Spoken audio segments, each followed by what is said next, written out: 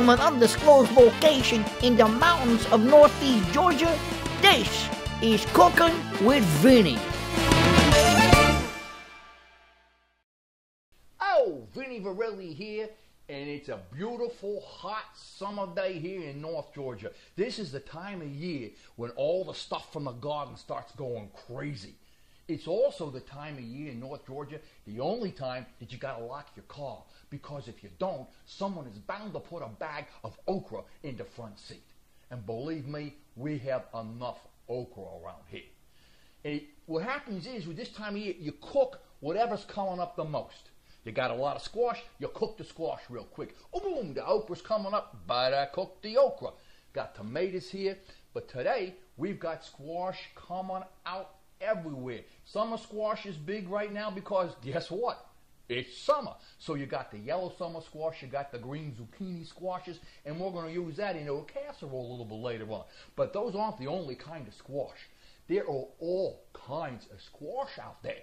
You've seen that real fancy looking squash that you never see anyone cook with, but they have a tendency to put on the dining room table during Thanksgiving or stuff around that. You know, it looks great on a centerpiece. You see it on a table. Some squash they got to keep under the table because it's kind of pornographic. I mean, look at this butternut squash, huh? And then this squash, I don't even know the name of it. They wouldn't even tell me. What's up with that? All kinds of squash.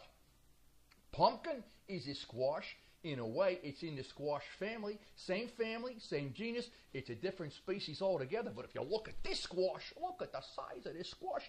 You could, if you ran out of pumpkins, you could carve into this, put a light in here. You got yourself a jack-o'-lantern here in the form of a squash.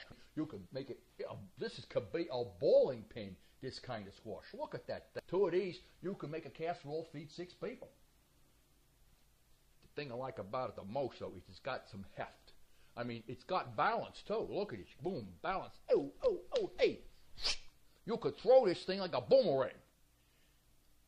It ain't going to come back, but you could do some damage. You know, it could be a great club, and this is reminiscent of something, this whole,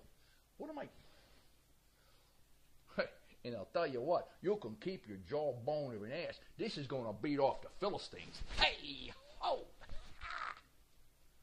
But today, we're not going to beat anybody up with this squash. We're going to eat it. We're going to cut up all the squash here. Not all of it, because this is a lot of squash. And we're going to make a squash casserole. Now, a good friend of mine says, hey, Vinny, why don't you make a gluten-free recipe?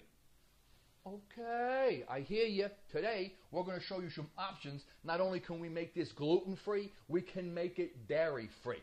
How about that? Gluten and dairy-free. It's going to have egg in it regardless, so you vegans, sorry about it. Vegan or vegan? Is it vegan or vegan? Who cares? I'm not cooking for them. Okay, we're going to use yellow squash and zucchini for this, and we're going to throw in some carrot for some color. If this is going to be a gluten-free recipe, you're going to substitute rice crackers for the cornbread stuffing. And if you're going to do a dairy-free recipe, you can substitute any of your favorite non-dairy cheese foods. Let's get started.